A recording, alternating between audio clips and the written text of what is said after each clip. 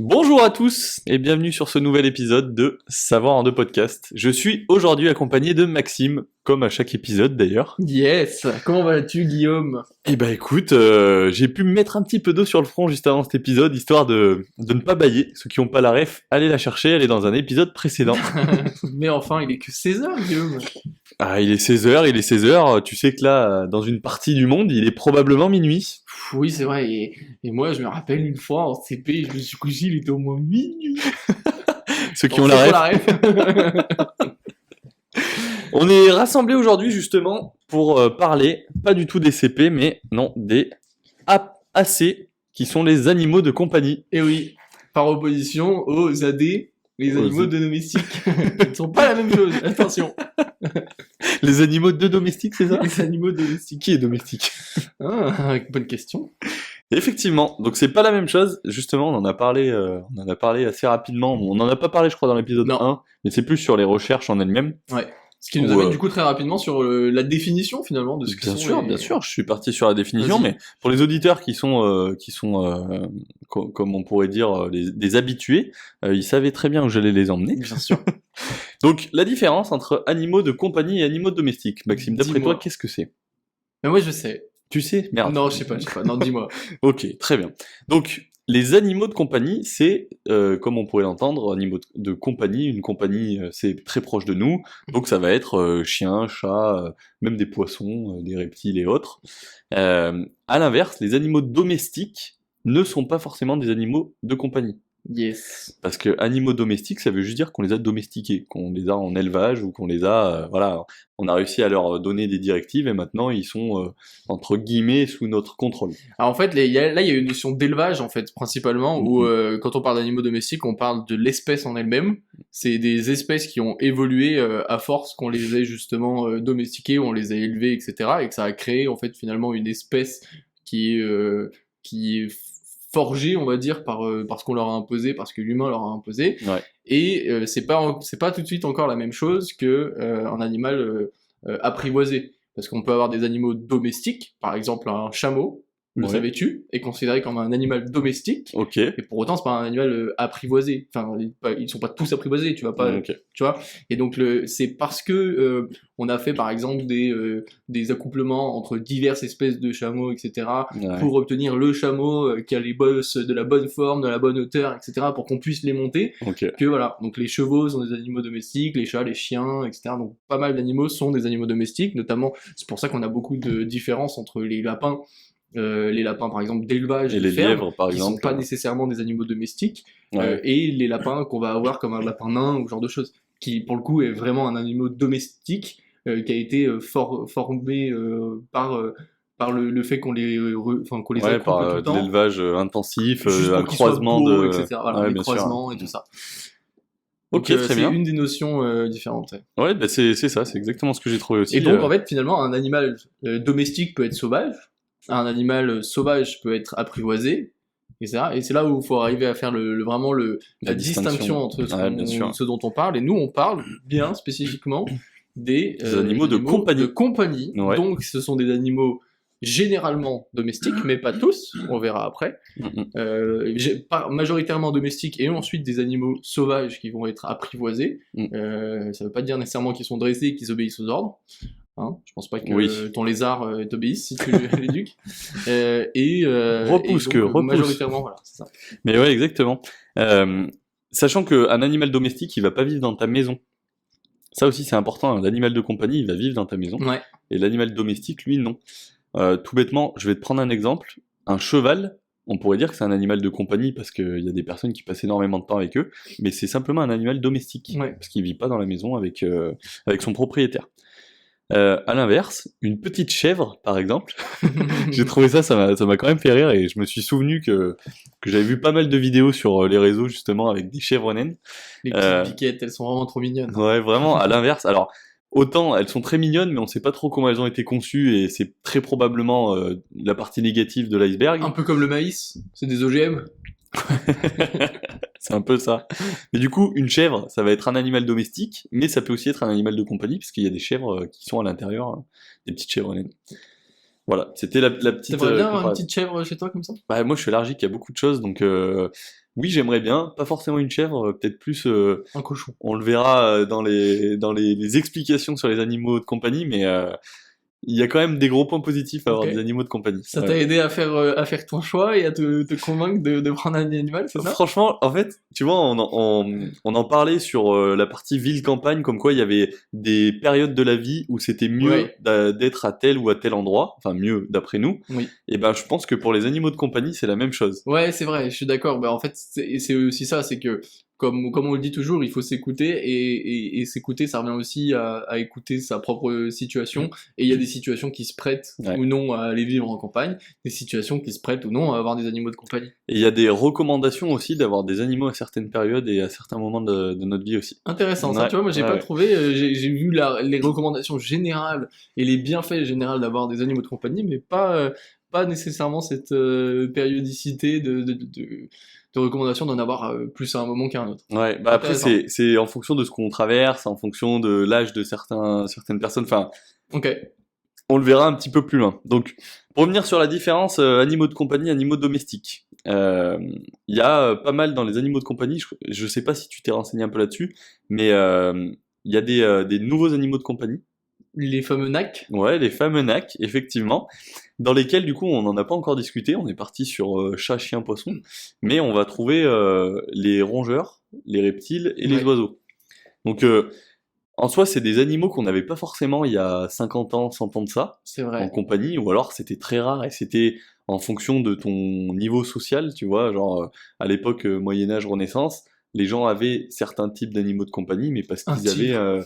ouais, mais parce qu'ils avaient un titre, ils avaient un tigre, tu vois, globalement. Ouais. Et les pauvres gens, on va dire, n'avaient pas d'animaux de compagnie, ou alors c'était des animaux domestiques qu'ils avaient, qui les aidaient dans le travail et Ouais. pour labourer, pour Plus des choses comme finalement ça. du bétail et de l'élevage Ouais. qu'un animal de compagnie. Mais Ouais, voilà. exactement. Bah, typiquement, un chien de berger, c'était un animal domestique à la base, Oui, et par la suite, après, c'est devenu un animal de compagnie. c'est vrai, c'est vrai.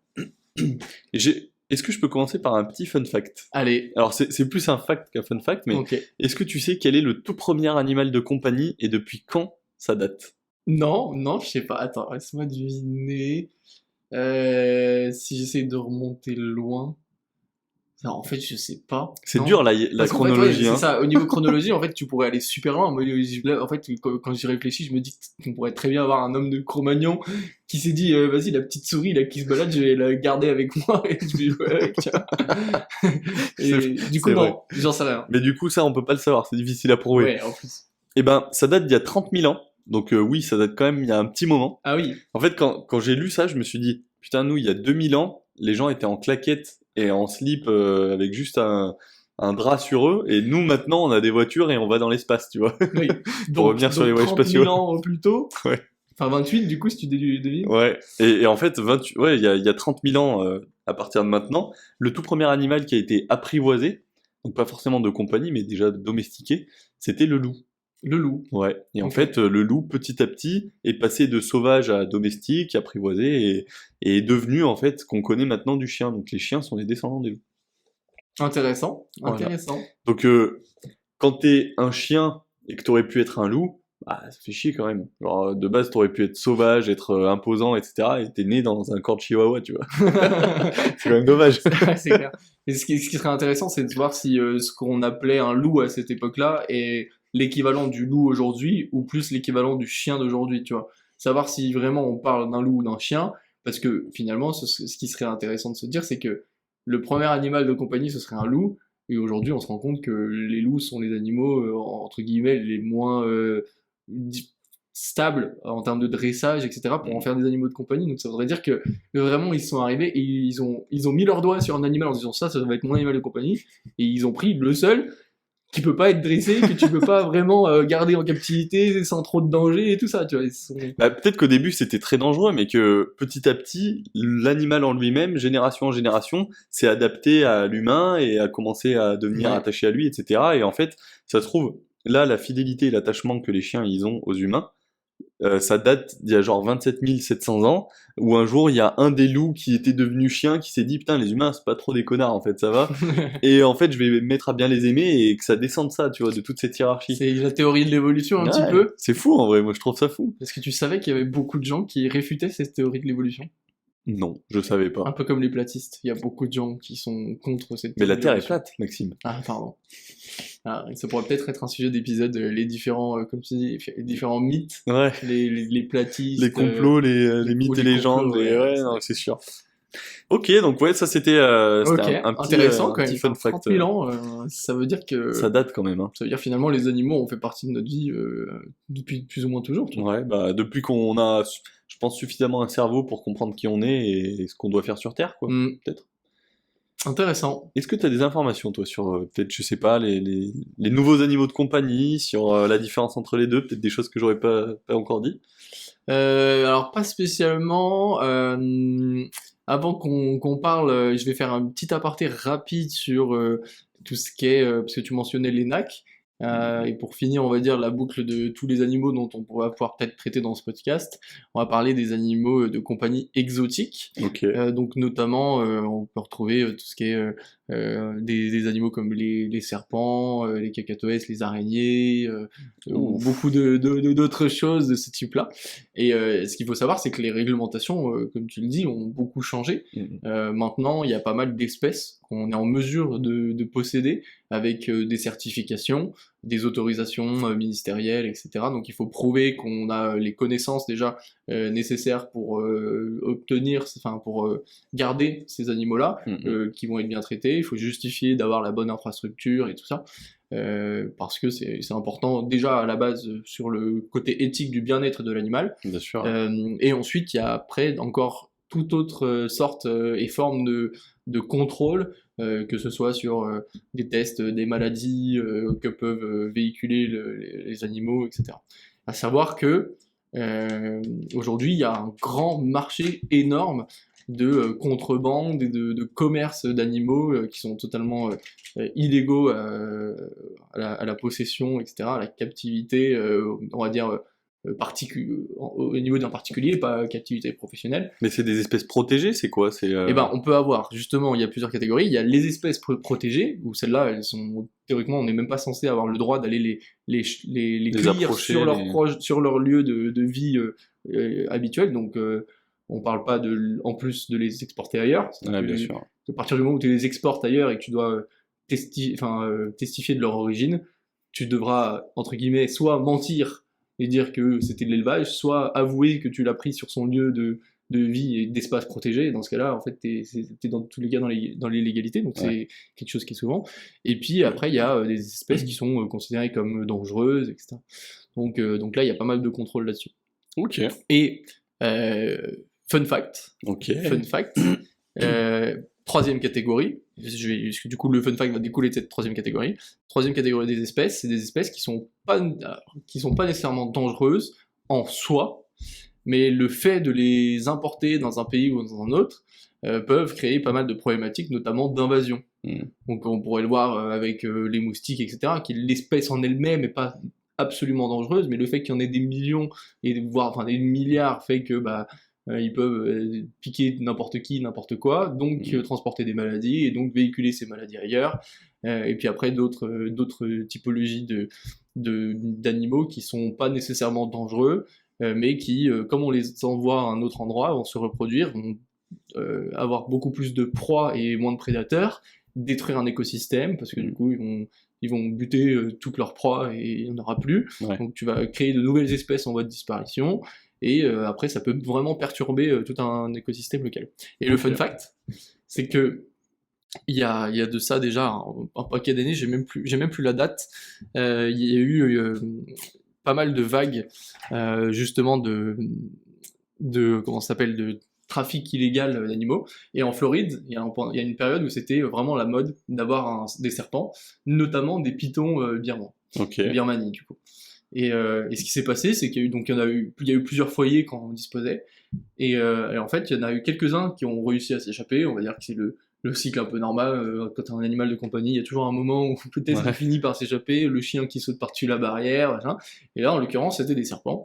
qui ont réussi à s'échapper, et en fait, qui ont réussi à s'accoupler. Et aujourd'hui, on estime, c'est très difficile à estimer, mais entre plusieurs dizaines de milliers, voire jusqu'à 300 000 serpents en liberté dans les Everglades en Floride, parce que c'est une zone particulièrement humide, etc., peu habitée, etc.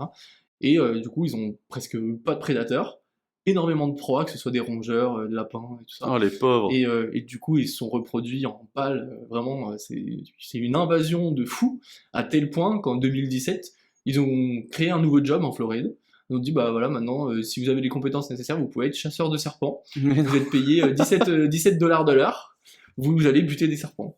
Et leur job, c'est de buter des serpents. Ils montent sur leur pick-up avec les lumières en pleine nuit. Ils vont se balader quelque part et puis ils butent le plus de serpents possible. Mais moi, ce qui me choque le plus, c'est même pas forcément être chasseur de serpents, c'est tous ces pauvres petits rongeurs qui, de base, étaient dans une zone ultra safe. C'est clair. Et à cause de nous et de notre bêtise, ils se sont retrouvés à se faire chasser et maintenant ils se cachent, ils doivent vivre dans le stress non-stop. Ouais, ça va. Avant, ils étaient chassés, mais en fait, il y avait un bon équilibre entre les proies qu'ils avaient, les prédateurs qu'ils avaient, et maintenant, en fait, ils se retrouvent complètement envahis avec des prédateurs à plus savoir quoi en faire. Tous les mètres carrés, t'as un prédateur. Et ce qui est ouf, franchement, si ça vous intéresse, renseignez-vous sur ce sujet-là. Moi, je trouve hyper fascinant, c'est que la probabilité a fait que vraiment cette espèce-là, elle a été transportée dans un endroit qui, au final, est vraiment idéal pour elle, parce que comme il y a beaucoup de proies, c'est humide, en fait ils ont un mélange terre, eau, etc. Ils peuvent facilement se camoufler sous l'eau, comme ils peuvent être de la bonne couleur de la végétation à cet endroit-là, donc hyper dur à choper, etc. Donc en fait ça continue d'envenimer le truc. Il y a eu plein de théories farfelues sur comment les éradiquer. Il y a typiquement des gens qui ont proposé genre d'envoyer des éléphants là-bas pour que les éléphants écrasent les serpents. Vraiment des trucs débiles. C'est très farfelu. Des trucs complètement débiles, vraiment c'est hallucinant. Tout ça pour que les éléphants aillent se reproduire en Floride. Ils font chier. Ce serait génial. C'est un peu plus facile à traquer quand même, mais bon. Tu les retrouves plus facilement, on va dire. Ils se cachent pas dans les broussailles. C'est fou. Et aujourd'hui, là, entre 2017, à partir du moment où ils ont mis ça, et jusqu'à décembre 2023, ils estiment que les chasseurs ont déjà tué 13 000 individus. 13 000, ça fait pas beaucoup. Ça fait pas beaucoup, je trouve. Bah, selon les estimations, c'est très dur d'estimer parce que si on savait les compter, on sait les tuer, c'est-à-dire qu'on sait où ils sont et comment les choper. Et en fait, ils estiment quand même jusqu'à 300 000, donc effectivement, 13 000, c'est peu sur 300 000. Mais mine de rien, 13 000... En fait, ce que je me dis, c'est de quand date l'estimation et de 2023. 2023 quand même. Ok. Ouais, donc s'il y en a entre plusieurs dizaines de milliers et 300 000... Mais en vrai, faut voir la vitesse à laquelle ça peut se reproduire, en fait, parce que tu pars de 300 000, si chaque couple de serpents peut en faire 10 ou machin, en fait, en une saison, tu peux faire x10 sur ta population. Ça sera bientôt le job à faire, d'être chasseur de serpents là-bas, quoi. Bah, aujourd'hui, là, c'est ce qu'ils ont déterminé. Donc, il y a eu toutes les théories farfelues, et après, les théories un peu moins farfelues, au final, ils ont déterminé que le moyen le plus simple, c'est de les buter un par un. Ouais. Il y a même pas un moyen, genre, hyper radical, un truc de masse pour les buter. Enfin, tu me diras, on pourrait envoyer une bombe nucléaire, peut-être que ça marcherait, mais...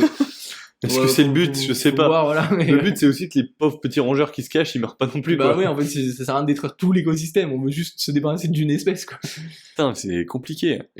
Faudrait mettre des pièges à serpents, je sais pas, comme les rats, tu sais. Et ils tentent pas mal de choses. Ils tentent à justement mettre finalement des rongeurs dans des cages pour tirer les serpents et les buter. Enfin, ils tentent pas mal de choses. Ils peuvent pas mettre des rongeurs un peu stock mutants, tu vois, qui viennent fracasser du serpent. Ouais, mais après, on aura un problème d'invasion de rongeurs mutants. Putain, ils font chier ces rongeurs mutants. Enfin voilà, petite anecdote, moi ça me fait plutôt rire, mais c'est vrai que c'est marrant comme il y a eu vraiment un switch il y a quelques années où on s'est dit, bon en fait, je sais pas, je caricature, mais j'ai l'impression que l'humain s'est un peu dit, bon ça va 2 minutes, les chats et les chiens, venez on part un peu sur quelque chose un peu plus fun, venez on va chercher des tigres, des serpents, des araignées, c'est quand même un peu plus exotique, ça fait mieux en soirée quoi. Ouais en vrai, c'est vrai que c'est plus stylé de dire j'ai un serpent plutôt que j'ai un chat, et encore... Moi, on me dit j'ai un serpent, très bien, je n'irai pas chez toi, tu vois. Ouais, voilà. C'est à peu près ça. T'as un chat, oh, trop mignon, je vais venir, tu vois. Ouais. Enfin, non, tu vas pas venir parce que t'es allergique. Oui, En c'est fait, vrai. dans tous les cas, tu vas pas. Je me suis mis à la place de n'importe quelle Oui. personne, tu vois, qui n'est pas allergique. Qui n'est pas allergique. Putain. Ok, donc là on est parti ouais, sur animaux exotiques et puis ouais, sur des animaux très chelous quoi au final et des répercussions négatives. Est-ce que tu savais que en France, on va se baser sur la France, on en avait parlé justement sur l'épisode 1, il y a 2 personnes sur 3 qui ont soit un chat soit un chien. C'est marrant, tiens, j'ai pas la même info. T'as quoi? T'as 1 sur 2? Ouais, j'ai 1 sur 2. Ok, j'ai trouvé du 1 sur 2 aussi, mais j'ai aussi trouvé des stats un peu plus poussées avec le nombre en millions de chaque animal. Moi, je l'ai sur les chats et les chiens. Moi je l'ai sur... Non, et j'ai aussi un peu des évolutions. Et ce qui est assez marrant, c'est de se rendre compte que, tu vois, cette petite guerre chat-chien, et après, ça dépend comment tu l'estimes, parce que comment on mesure les trucs, toi, t'as quoi comme chiffre?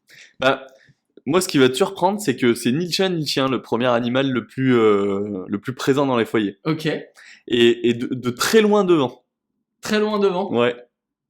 Mais du coup, c'est C'est pas... les poissons. Ouais, c'est pas ce que Oui, j'appelle un oui, animal de compagnie, tu vois. ouais, moi non plus. Il y a en pas plus de d'attachement ça, dessus. là où c'est compliqué, c'est que t'as pas les mêmes restrictions. C'est-à-dire que avoir un chien, c'est vite contraignant d'en avoir 2 ou 3. Un Bien chat, c'est sûr. un peu moins contraignant d'en avoir 2 ou 3. Et des poissons, c'est encore moins contraignant d'en avoir 2 ou 3. Bien sûr. Donc c'est facile que en fait t'as un aquarium, t'as peut-être déjà 20 poissons. Forcément que ça fait exploser les chiffres. Après, ça fait pas partie des chiffres que j'avais pu trouver. C'est un autre site que j'ai pas forcément pris en note, mais il y a 30 millions de poissons. Est-ce que tu te rends compte? Ça fait un poisson pour 2 personnes. pour 2. C'est fou quand même. Ouais, je trouve ça fou. Ouais. Parce que je connais presque personne qui a un poisson. Donc C'est les vrai. mecs qui ont des poissons ont probablement des centaines de poissons. C'est ça. Ouais. C'est vrai que moi je connais personne qui a des poissons. J'en ai connu Ouais. il y a longtemps, mais En fait, plus maintenant. t'as un poisson, mais à quel moment tu te dis qu'un petit poisson rouge dans un bocal, c'est un poisson que tu as, tu vois? Ouais. En fait, tu vas le garder 3 semaines parce que tu vas mal le nourrir, il va mourir, bichette. Mais ouais, donc du coup, moi j'ai le 2 sur 3. Toi, t'as 1 sur 2 du coup. Ouais, moi j'ai 1 sur 2. Est-ce que t'as quelques infos, quelques stats quand même dessus? Pas nécessairement sur le 1 sur 2, par contre, moi j'ai. Alors, ils annonçaient. Que je retrouve mes données. Pardon. Oui, voilà. Ils annonçaient. Voilà, moi j'avais trouvé 7,6 millions de chiens Ok. contre 14,2 millions de chats. Ouais, il y a beaucoup plus de chats que de chiens. Voilà, plus de chats que de chiens, mais encore une fois, c'est ce que je disais. Est-ce que ça veut forcément dire qu'il y a plus de personnes qui aiment les chats que les chiens, ou est-ce que c'est justifié par le fait que typiquement il y a des personnes qui ont des chats, elles ont 9 chats, tu vois, Ouais. En fait, et d'autres qui, quand les autres personnes ont des chiens, c'est un peu plus tendance à en avoir un. C'est un peu comme si tu comparais le nombre d'enfants entre la Chine et un pays d'Afrique, tu vois, genre t'as pas les mêmes contraintes, ouais, donc bien sûr. automatiquement t'as pas les mêmes nombres et ça veut pas dire que, enfin, tu vois, c'est là où tu peux faire un peu, tu peux faire dire ce que tu veux aux chiffres. Oui, bien sûr. Tu vois. Après, moi, ce que je pense, et ce que j'ai trouvé aussi pour justifier ça, c'est que, étant donné que on a et des maisons et des apparts, il y a quand même beaucoup d'apparts aussi, Ouais. c'est quand même plus simple d'avoir un chat qu'un chien dans un appart. Mhm. Et c'est aussi pour ça qu'il y a beaucoup plus de chats que de chiens. Après, beaucoup plus.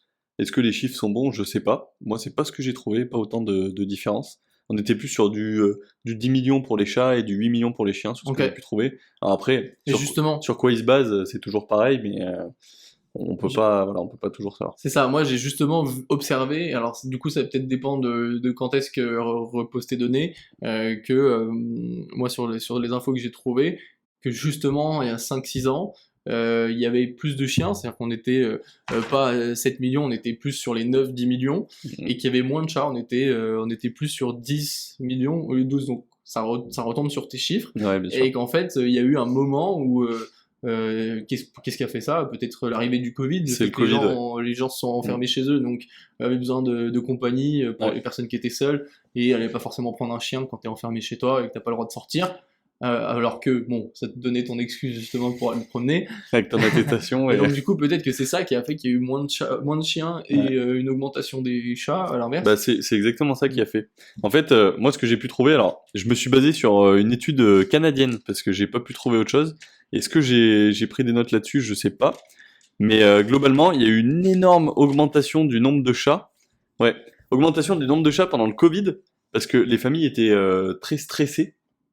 Et un animal de compagnie, on le verra un peu plus On tard, va le voir. mais ça permet justement d'avoir un petit peu moins de stress et d'avoir de la compagnie. Il y a beaucoup de personnes qui étaient seules chez elles et qui ont pris un animal de compagnie à ce moment-là pour ne pas être seules justement. Donc oui, il y a une grosse augmentation pour le Covid. Le Covid, après, c'est pas de l'ordre de 50%, c'est des chiffres beaucoup plus bas, mais c'est quand même des centaines de milliers de petits animaux de compagnie qui ont été pris en supplément. Pas mal. Pas mal, pas mal. Pas mal, pas mal. Ok. J'ai un autre fun fact qui est pas forcément très fun. Ok. Est-ce que, alors, le chat, à l'époque de l'Égypte antique, c'était un symbole de fertilité et de la sexualité féminine. Donc, ça, c'est une réalité. Est-ce que tu savais qu'au Moyen-Âge, à l'inverse, les femmes qui avaient un chat étaient considérées comme étant des sorcières? Et souvent, ils tuaient les chats et les femmes. C'est fou. Non, mais c'est quand même fou. C'est vrai que là, on est sur deux civilisations différentes, deux époques L'évolution différentes entre les deux. et Entre des un mentalités différentes. chat qui est à la limite d'être un demi-dieu sur un piédestal Ouais. et un, j'en sais rien, Un chat qui est la représentation du diable, diable, ouais, c'est ça, incarné exactement. sous forme de magie. En fait, je trouvais ça fou. Voilà. Ça m'a marqué. Et en plus de ça, on le sait plus ou moins tous, parce que c'est les représentations qu'on a dans les divers films, des films d'animation, etc. Ouais, c'est ça. Mais on s'en rend pas compte. Et c'est Ouais, vrai que les sorcières se transforment en chat ou les vampires en chauve-souris ou en fait t'as toujours un ouais, ça a rien à voir mais Ouais, non, ça n'a rien à voir, mais fallait que je le sorte. ouais, j'ai vu. Non, mais c'est vrai que c'est fou. Ok. Voilà. Est-ce que t'as d'autres informations, toi? Dis-moi. Sur quoi tu veux partir? Moi, j'ai les bienfaits. J'ai fait une grosse partie sur les bienfaits et chats et chiens. Moi aussi. Et un peu sur la partie négativité. Moi aussi, pas spécifiquement basé sur les chats et les chiens, principalement sur les animaux de compagnie au sens large. Après, ça repose majoritairement sur des études, et ces études, majoritairement, effectivement, prennent l'exemple d'un chien ou d'un chat, Ouais. et ils font d'ailleurs les essais et les tests et les études avec des chats ou des chiens. Ouais. Donc ça revient un peu à être ça, mais ça reste quand même dans le but de prouver les bienfaits globaux d'avoir des animaux de compagnie. Ok. Et ben, je te laisse commencer, alors vas-y. Tu veux que je commence? Ok. Ouais. Donne-moi quelques bienfaits là sur un animal de compagnie. Convainc-moi, Maxime. Convainc-toi, très bien. Avant même de parler des bienfaits, je vais dire que ces bienfaits, ils s'appliquent à quasiment tout le monde. Ce qu'il faut savoir, c'est que selon la situation de la personne, ça s'applique même de plus en plus. Majoritairement, ce qu'on va avoir tendance à dire, c'est que les animaux de compagnie, c'est très très très bénéfique pour les enfants, notamment dans leur développement, la phase d'apprentissage, etc. Donc au sein de leur foyer et tout ça. Mais ça a les mêmes bienfaits, juste d'une façon différente sur les adultes. La principale différence va être que pour l'enfant, ça va l'aider à se construire. L'adulte a déjà son identité, donc ça va pas nécessairement l'aider à le construire, mais ça va avoir tous les autres bienfaits que tu vas peut-être énumérer tout à l'heure, et que tu en citais un tout à l'heure. Et l'enfant, lui, ça va vraiment l'aider à se construire. Et une troisième typologie de personnes, ça va être pour les personnes malades, où là, il va y avoir carrément encore une amplification de ces bienfaits-là, et qui vont permettre d'améliorer les traitements et d'aller un peu plus loin finalement dans la maladie et de permettre on va dire, de répondre à d'autres besoins qui surviennent quand tu es malade. Peut-être que tu es isolé, etc. T'es en dépression, tu vis mal les choses, et ça permet encore d'aller chercher d'autres bienfaits. Eh ben, très bien. Donc là, c'est un peu plus sur les catégories. Est-ce que tu veux commencer à lister les bienfaits? Bah écoute, moi je vais revenir sur ce que tu disais pour la partie enfant. Alors, sur les chats, je l'ai pas forcément trouvé, mais je l'ai trouvé sur les chiens. Où il y a des chercheurs australiens qui ont fait une étude en 2020, qui ont réussi à prouver comme quoi un enfant qui, dans sa tranche d'âge 3-5 ans, s'il est confronté à un chien dans son foyer, s'il est confronté, façon de parler, s'il côtoie un chien dans son foyer, il aura moins de probabilité d'avoir des problèmes de comportement plus tard, donc il sera, on va dire, un peu plus serein dans sa tête. Il a 30% de chances de moins d'avoir ce genre de problème.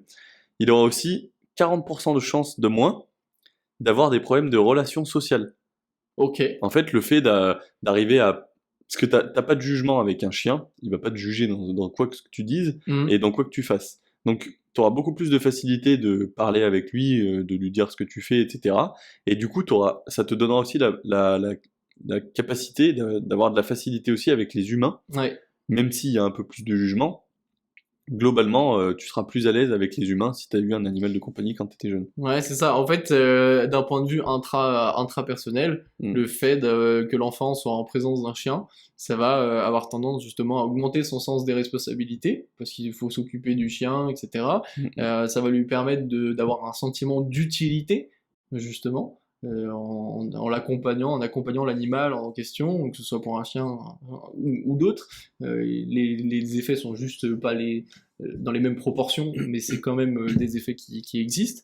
Et il y a, comme tu disais, pour on va dire le niveau de sociabilisation, le fait d'être capable de s'occuper d'un chien, ça va améliorer l'estime de soi, la confiance en soi et la fierté, et permettre que derrière, effectivement, ça améliore ton comportement, ton bien-être vis-à-vis des autres humains, d'autres individus humains, Ouais, et exactement. donc améliorer toutes ces parties. Pour un meilleur comportement prosocial. C'est ça. C'est un point que j'ai trouvé aussi, justement, où tu auras beaucoup plus de facilité à faire des gestes positifs envers les autres, sans forcément attendre de retour en échange, quoi. Donc un peu plus empathique aussi, peut-être. Je l'ai pas trouvé, mais je le suppose. Il te manquait un chien quand t'étais petit, non? Enfin, j'ai eu un chat, du coup je me suis adapté. Ah ouais. C'est pas très empathique, le chat. Non, pas tout à fait, non. C'est pour ça, c'est pour ça. T'as eu un chien, toi? Non. Bah non, c'est pas pour ça. Pourtant, Voilà. t'as eu un chat. Ouais, mais bien plus tard. Ouais. Après Mais, la construction. Bah écoute, ouais, après tes 3-5 ans, du coup. Ouais. Mais ouais, donc ça c'était pour la partie chien. La partie chat, c'est pas forcément ce que j'ai trouvé. J'ai encore pas mal d'infos sur les deux, mais il y en a pas mal qui se recouplent aussi.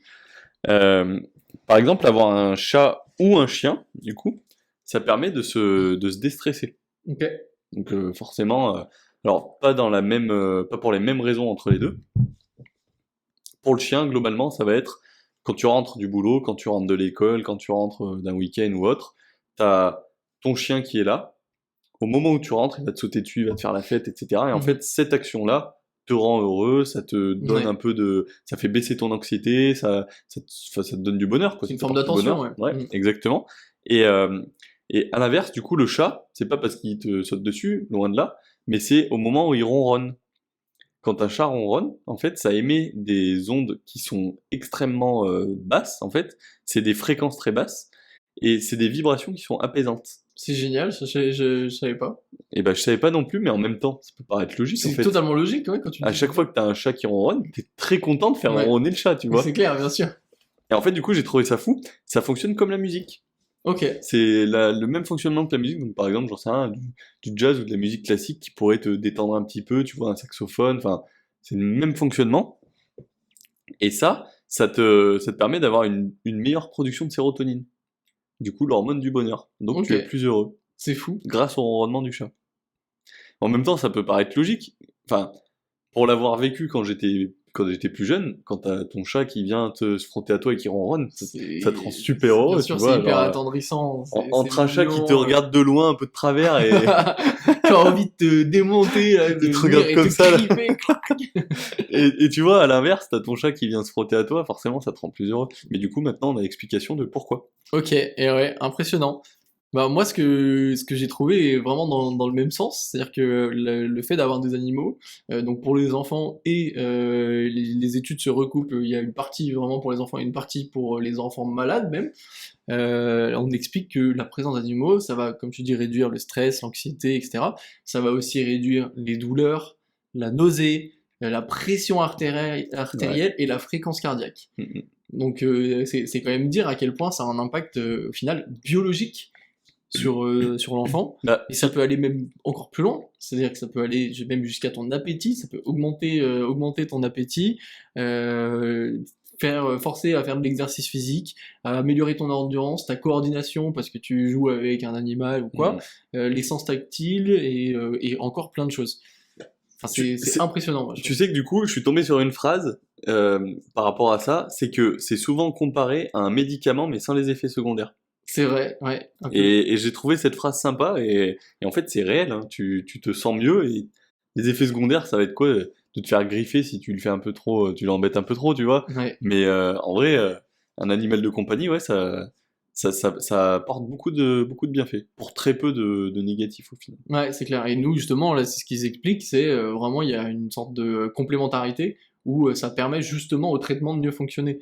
Ça veut pas dire qu'il fonctionnerait pas sans l'animal, mais le fait que l'enfant soit pas occupé à se préoccuper de son Ouais, traitement, bien sûr. qu'il ait peur de la piqûre, en fait, l'animal va peut-être te distraire et te...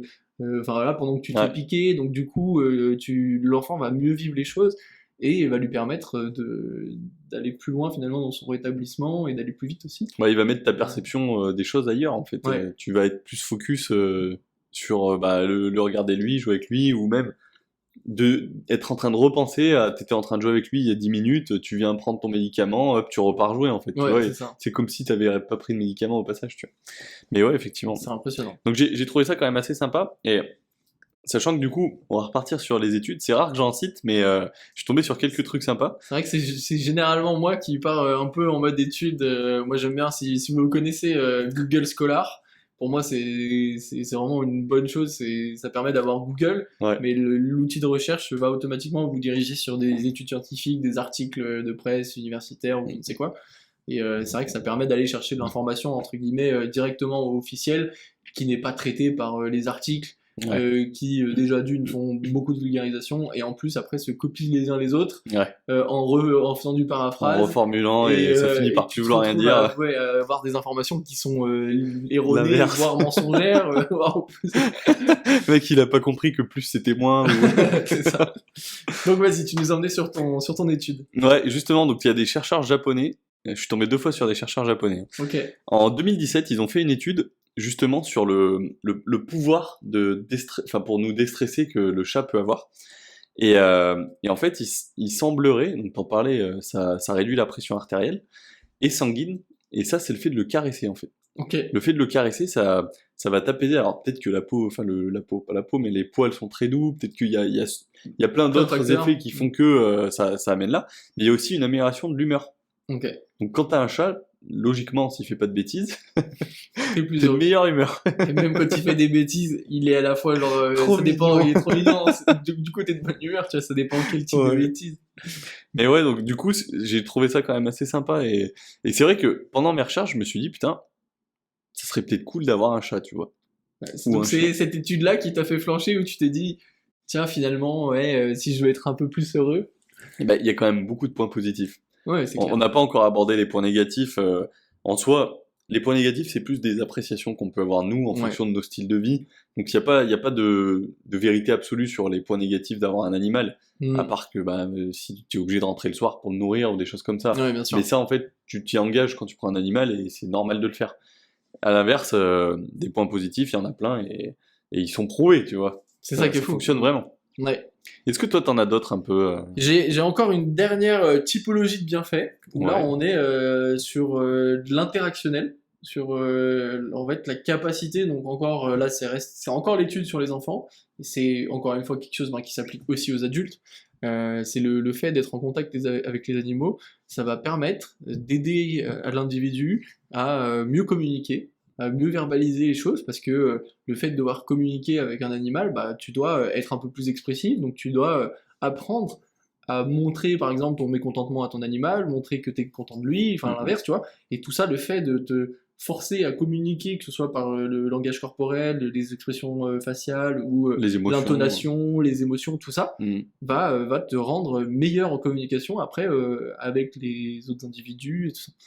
Je trouve ça plutôt positif, notamment quand on parlait du tout premier épisode qu'on a déjà rementionné à Ouais. plusieurs sauces, hein, mais l'intelligence émotionnelle, finalement, on se rend compte que avoir un animal de compagnie, c'est un outil aussi Ouais. pour continuer d'améliorer son intelligence émotionnelle et sa capacité de communiquer ses émotions, etc. Ouais, non, C'est plutôt pas mal, c'est du positif. C'est du positif d'avoir un chat, en tout cas. c'est sûr. Est-ce que t'en as d'autres, toi, de ton côté? Ouais, j'en ai, mais pour le chien, du coup, cette fois-ci. Ok. Ouais, pour le chien, alors, j'en parlais tout à l'heure, à certains moments de la vie. Donc, on a parlé de la jeunesse, on va dire, entre 3 et 5 ans, où ça a une importance d'avoir un animal de compagnie. Ouais. Il y a d'autres moments de la vie qui sont pas, c'est pas une date fixée, genre à 33 ans il faut avoir un chien. C'est en fonction de ce qui nous arrive. des événements qu'on peut rencontrer dans la vie, donc en l'occurrence des événements qui sont stressants, comme par exemple un deuil, un divorce, un licenciement, où là, avoir un animal de compagnie, ça peut ça peut nous apporter beaucoup d'aide et de positivité. Ok. Ça fait baisser l'anxiété, on en a déjà parlé. Mhm. Ça fait aussi baisser la perception de la solitude. Parce Oui. que quand on est tout seul, on est tout seul. Quand on est tout seul avec un animal, On n'est pas vraiment seul. on n'est pas tout seul. On a quelqu'un qui nous attend le soir quand on rentre, on a quelqu'un qui vient se frotter à nous quand on est sur le canapé. Et en fait, juste ça, ça fait quand même une grosse différence. Donc ça, c'est des choses qui sont réelles. Et ça diminue aussi énormément le risque de dépression. Bon, je dis pas que ça l'annule complètement, mais déjà, si on peut le réduire en faisant ça, ça peut être cool. C'est Donc, plutôt pas mal. donc si jamais vous rencontrez des événements difficiles et que vous avez un animal, bah, pensez bien à ce podcast, et puis si vous en avez pas, achetez-en un. Prenez-en un à la SPA, l'achetez pas, Oui, prenez-en un. oui. Ouais. Donc ça c'est pour on va dire les trois très bons bienfaits par la raison d'avoir un animal de compagnie chez soi. Mais il y a aussi le fait de regarder un chien dans les yeux. Donc en l'occurrence, je l'ai trouvé pour un chien, un chat, j'ai pas pu trouver l'information, mais ça déclenche la sécrétion d'ocytocine. On en avait parlé dans un épisode de l'ocytocine. C'est l'hormone qui permet justement de réguler les émotions, la gestion de la douleur aussi, Ok. et aussi d'améliorer les mécanismes qu'on a au niveau des interactions sociales. Donc c'est ce que tu disais toi pour les enfants, mais ça fonctionne aussi pour les adultes. Bien sûr. Ça fonctionne pour tout le monde en fait. Ça, à moins d'être quelqu'un vraiment de très grincheux, ça va forcément te permettre de mieux communiquer et de t'améliorer sur ce pan-là de ta vie. Ok, et ben, c'est de nouveaux compléments alimentaires en fait les animaux. C'est-à-dire que maintenant, si vous êtes des adeptes à base de protéines, oméga 3, créatine, la totale, faites du sport, machin, avez une bonne alimentation, il vous manque plus qu'avoir un chat pour la sérotonine et un chien pour l'ocytocine. Ouais, exactement. Génial. On est en train de vendre les animaux de compagnie là, enfin pas de les vendre, de dire, mais non, franchement, c'est quand même du bon positif. C'est du bon positif. Et ben, ouais, pas mal, putain. Ça te donne envie de se droguer à base d'animaux. Ouais. Ah, en plus pas d'effet secondaire. Eh oui, génial. Non mais alors, je vais repartir sur le Moyen-Âge pour ressortir un deuxième fun fact Ok. qui justifie en fait le premier que j'ai pu sortir. Enfin, c'est pas tout à fait un fun fact, mais sur le fait de tuer et l'animal et la sorcière. C'est que en fait, à l'époque du Moyen-Âge et de la Renaissance, les animaux de compagnie étaient interdits. C'était interdit d'en avoir. Ok. Et il y avait que du coup les très riches qui pouvaient se permettre d'être au-dessus des lois à ce moment-là et de dire bah moi j'en prends un quand même et je m'en fiche, tu vois. Et en gros ça, c'était pas l'État qui interdisait, c'était l'Église. C'est quand même fou. À cette époque-là, c'était un peu l'Église qui interdisait et qui autorisait les choses. Bien sûr. L'État. Mais du coup, j'ai quand même trouvé ça fou de se dire que t'as le roi qui fait appliquer cette loi au final, qui est une loi de l'Église. Et voilà, à la base, en gros, les animaux, c'était des animaux domestiques qui étaient créés de base pour servir les humains. Comme par exemple des bœufs qui tiraient des charrues, des chevaux, des choses comme ça. Mais ouais, j'ai trouvé ça... Pas mal. Ouais. Est-ce que toi, t'as d'autres informations là-dessus?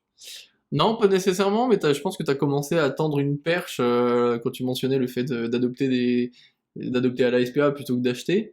Je pense que c'est vrai qu'il y a quand même une bonne partie de sensibilisation à faire, notamment sur je le mentionnais tout à l'heure avec le délire des pitons en Floride, qui sont vraiment en mode invasion.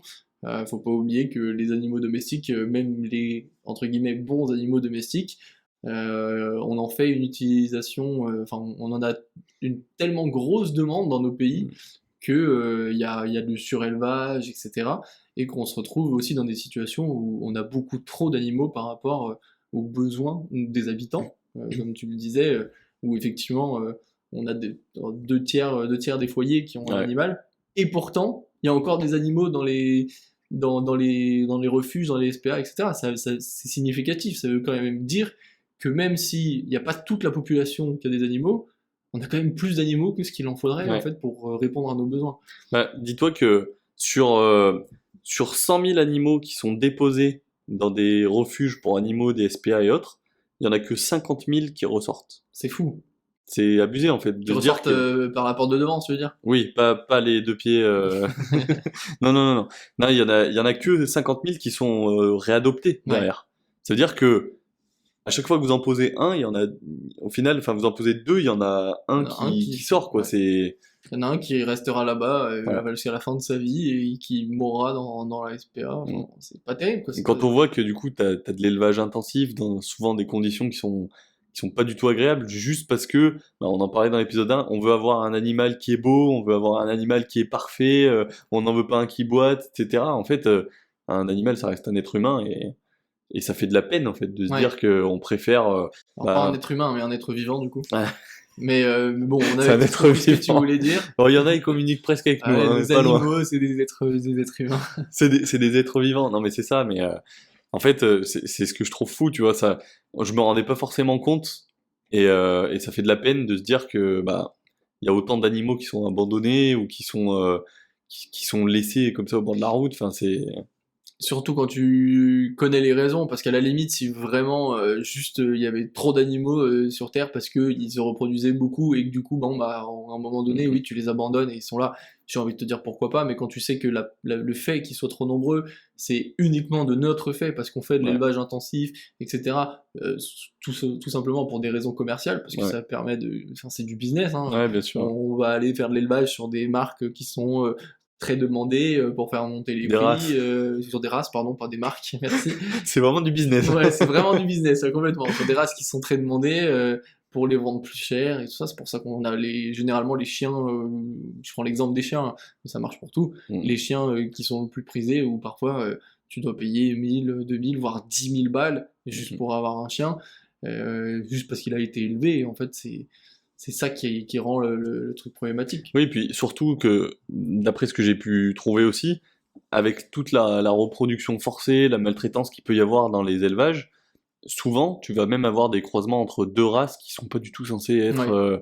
croisées, et tu vas te retrouver des fois avec un seul chien qui va être en bonne santé sur une dizaine, et tu vas te retrouver avec des chiens qui ont des problèmes morphologiques, qui ont Mhm. des problèmes physiques, et qui vont soit être tués, soit être abandonnés. Et en vrai, c'est horrible, juste adopter des chiens qui sont déjà là, faites-les reproduire et arrêtez d'être péteux avec les races de chiens que vous voulez, quoi, tu vois. Ouais. Enfin, c'est ça que je trouve fou, genre, vraiment, ça m'a quand même bien marqué. Ouais. Ouais, c'est assez impressionnant, ouais, je suis d'accord. C'est un petit moment sensibilisation, quoi. Ouais.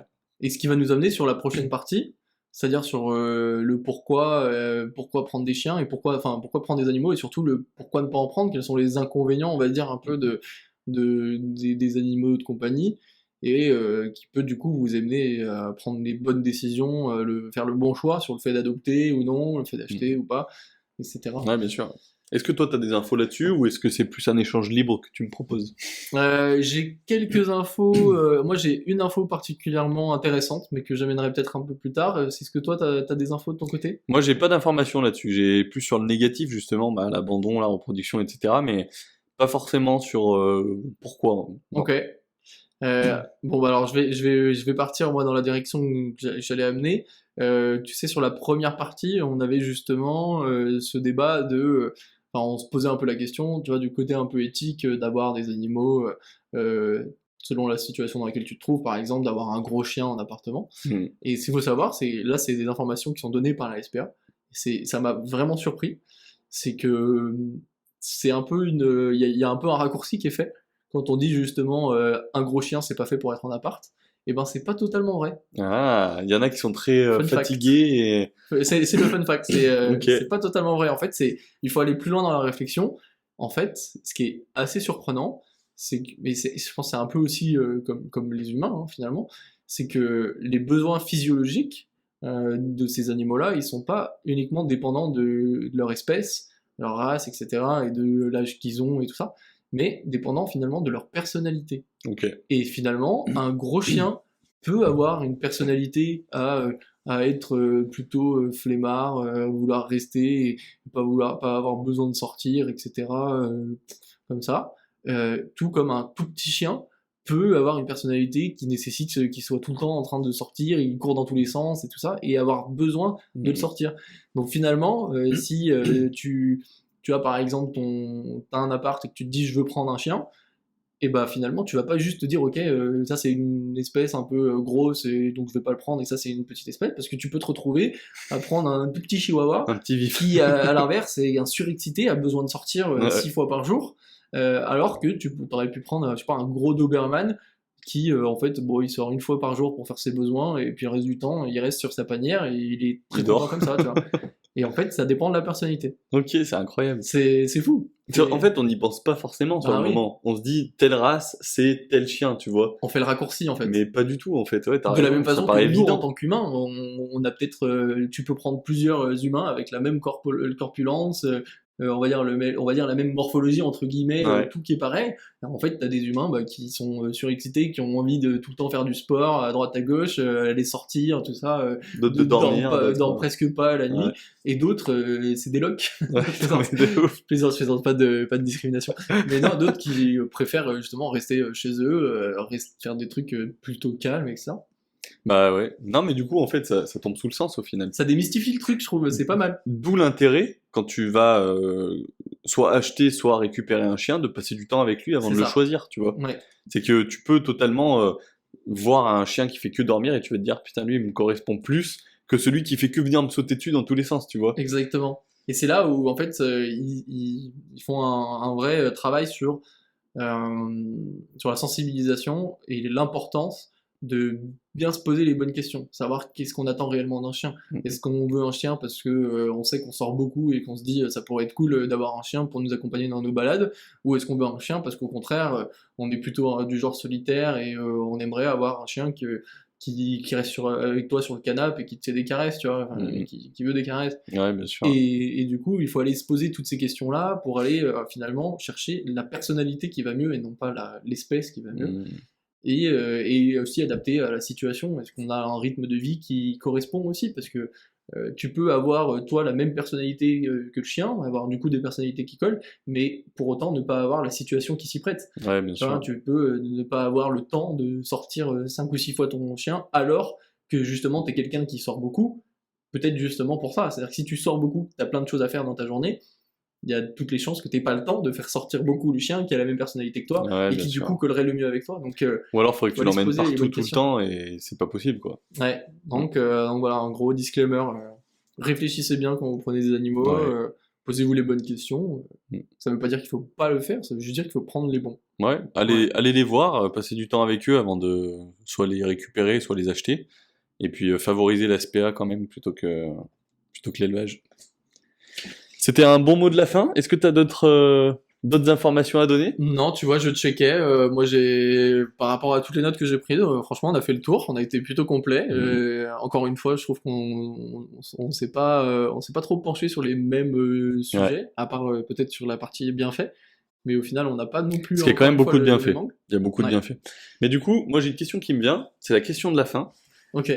Est-ce que tu prendras un animal? Alors toi, t'avais dit oui à la base un chien. Tu t'es renseigné un petit peu. Est-ce que tu Mhm. en prendras un bientôt? Est-ce que tu en prendras un plus tard, quand tu auras des enfants? Un chat peut-être? Et ben ouais, moi j'ai carrément envie d'en prendre. Et je me rends compte que tu vois cette nouvelle information que je te donnais jusque-là, là sur justement le fait que finalement tu peux avoir un chien en appartement à partir du moment où tu as tout ce qu'il faut, etc.